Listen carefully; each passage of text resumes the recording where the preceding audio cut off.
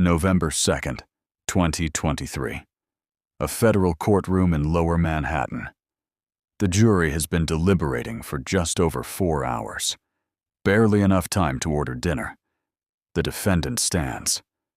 12 months earlier, he was worth $26 billion. Magazine covers called him the next Warren Buffett. Senators asked for his advice. The foreperson reads the first count. Guilty. Then the second. Guilty. 7 counts. 7 convictions.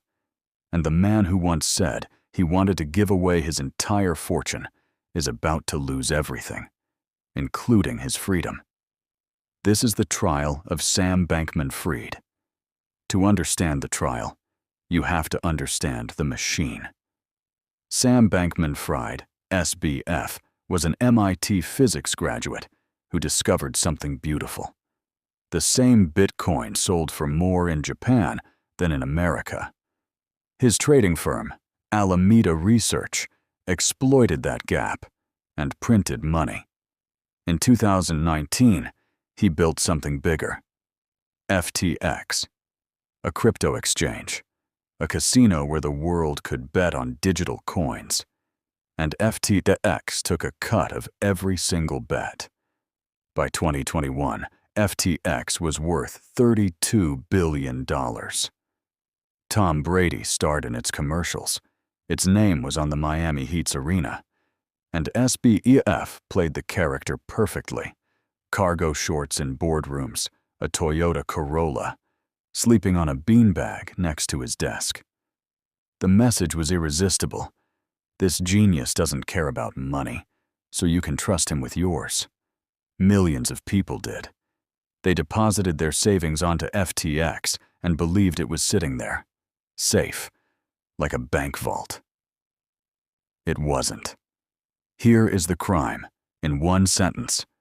Customer money that was supposed to sit untouched at FT was secretly flowing into Alameda, SBF's own trading firm, through a back door written directly into FTX's code. Alameda used that money to make risky bets, buy $200 million in Bahamas real estate, and hand out billions in loans to executives, including to Sam himself. In November 2022, a leaked balance sheet lit the fuse. Customers panicked and rushed to withdraw. In 72 hours, $6 billion ran for the exits. The vault was empty. $8 billion of customer money, gone. FTX filed for bankruptcy, and SBF typed a tweet he would come to regret. He admitted, in his own words, that he messed up. United States versus Bankman-Fried opened October 3rd, 2023, before Judge Lewis Kaplan, a no-nonsense judge with little patience for evasive witnesses. Remember that. It matters later. The prosecution's strategy was brutal in its simplicity. Don't make this about crypto. Make it about lying. Their opening framed the entire case. This was fraud, old as time, dressed up in new technology. Then they brought out the weapon that wins white-collar cases. The inner circle. Gary Wang, FTX co-founder, who admitted writing the secret backdoor code and testified that Sam directed it. Nishad Singh, the engineer, sick with guilt, describing the moment he learned the money was gone. And the star witness, Caroline Ellison, CEO of Alameda, SBF's on-and-off girlfriend. She testified that Sam directed her to prepare 7 different versions of a balance sheet, 7 alternative realities, to hide the whole from lenders. When she finally told employees the truth, she described it as the relief of not having to lie anymore. All 3 had pleaded guilty. All 3 pointed at one man. The defense had almost nothing. Their theory: Sam was a math nerd who moved too fast and delegated too much. Bad management, not fraud. And then SBF made the decision his lawyers reportedly feared. He took the stand himself. For one day, it worked. Guided by his own lawyer, Sam was calm, articulate, sympathetic. Then the cross-examination began.